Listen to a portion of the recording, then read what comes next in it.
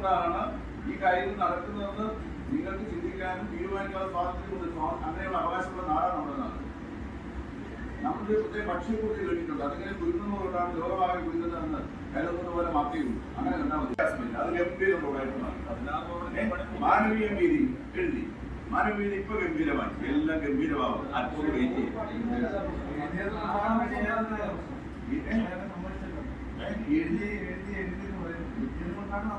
അങ്ങനെ തന്നെ നിങ്ങൾ കരുതുന്നു. നിങ്ങൾ എഴുതിയത് കൊണ്ടാണ് ഈ കാര്യങ്ങൾ നടക്കുന്നതെന്ന് നിങ്ങൾക്ക് ചിന്തിക്കാനും തീരുമാനിക്കാനുള്ള സ്വാതന്ത്ര്യമുണ്ട്. അങ്ങനെയുള്ള അവകാശമുള്ള നാടാണ് നമ്മുടെ നാട്. നമ്മുടെ പ്രത്യേക ഭക്ഷ്യപൂർത്തി കഴിഞ്ഞിട്ടുണ്ട്. അതിങ്ങനെ കുരുന്നതുകൊണ്ടാണ് ലോകമാകെ കുരുന്നതെന്ന് കരുതുന്നത് പോലെ മാത്രമേ അങ്ങനെ കണ്ടാൽ മതി. ഗവൺമെന്റ് നടത്തുന്ന നല്ല പ്രവർത്തനങ്ങൾ നിങ്ങളൊട്ടും കാണുന്നില്ല.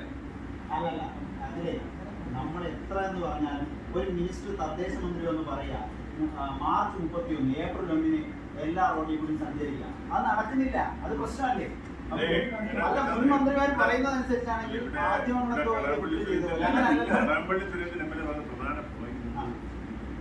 ഈ വർഷം ഇപ്പൊ ഉണ്ടായതിന്റെ ഈ വർഷമാണ് സിറ്റിക്കകത്ത് ഏറ്റവും കൂടുതൽ വർക്ക് നടന്നുകൊണ്ടിരിക്കുന്നത്.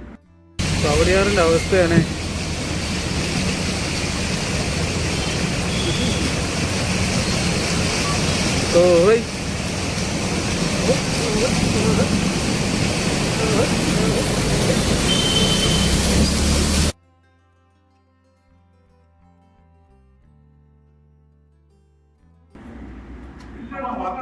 ഇത്രയും കഴിഞ്ഞിട്ടെ ഈ തിരുവനന്തപുരത്തിന്റെ ചരിത്രത്തിൽ സിറ്റിക്കകത്ത് ഇത്രയും ഒരുമിച്ചൊരു വർക്കെടുത്ത ഒരു കാലഘട്ടം എന്തിനാണെന്നറിയാവോ?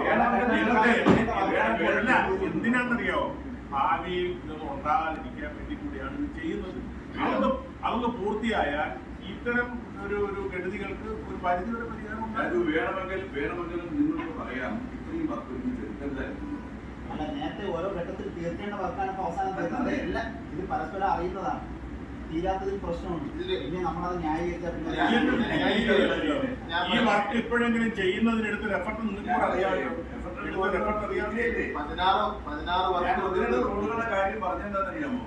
ആ റോഡുകൾ ഇപ്പൊ ആരും അറിയുന്നില്ല. ആ നന്നാക്കി, ആ കോർപ്പറേഷൻ നന്നായി, അല്ലെങ്കിൽ പിന്നെന്താ സ്മാർട്ട് സിറ്റി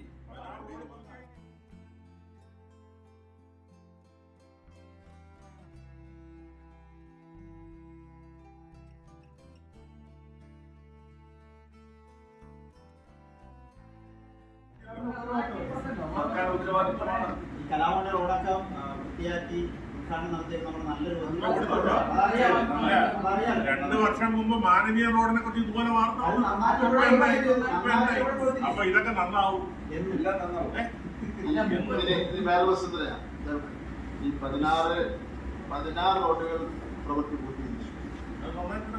ഇന്നിപ്പോ ഒരു 10 റോഡിന്റെ പ്രവൃത്തിയാണ് പൂർത്തീകരിക്കുന്നത്. അത് ഏതാണ്ട് ഒരു 90% പൂർത്തീകരിച്ചു കഴിഞ്ഞു. അതാണ് ജൂൺ മാസം 15 തീയതി സഞ്ചാര യോഗ്യമാണ് കൊണ്ട് പറയുന്നത്. ഈ മാസം മുഴുവൻ മഴയാണെങ്കിൽ അതാണ് ഞാൻ പറഞ്ഞു വന്നത്. നമുക്ക് ഈ റോഡിന്റെ നിർമ്മാണം അതുപോലുള്ള കാര്യങ്ങൾ ഒരു ഡേറ്റ് നമ്മൾ ഉദ്യോഗസ്ഥന്മാർ പറയുന്നതിന്റെ അടിസ്ഥാനത്തിൽ നമുക്കൊരു ഡേറ്റ് നമ്മൾ നിശ്ചയിക്കും. ആ സമയത്ത് ഒരു പ്രതികൂല കാലാവസ്ഥ വന്നു കഴിഞ്ഞാൽ സ്വാഭാവികമായി പോകില്ല. ഒന്ന് ആദ്യത്തെ 1-ാം റൗണ്ടിൽ വർക്ക് സ്റ്റാർട്ട് ചെയ്യാത്തതിന്റെ കാര്യം നിങ്ങൾക്ക് എല്ലാവർക്കും അറിയാമല്ലോ. 100 കോടിയിലധികം രൂപയുടെ വർക്കാണ്. അത് എങ്ങനെയെങ്കിലും നടക്കണമെന്ന് ഉദ്ദേശിച്ചാണ്,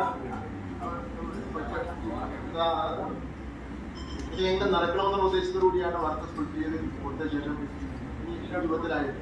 പക്ഷെ ഒരു കാര്യം ഞങ്ങൾ പറയുന്നത്,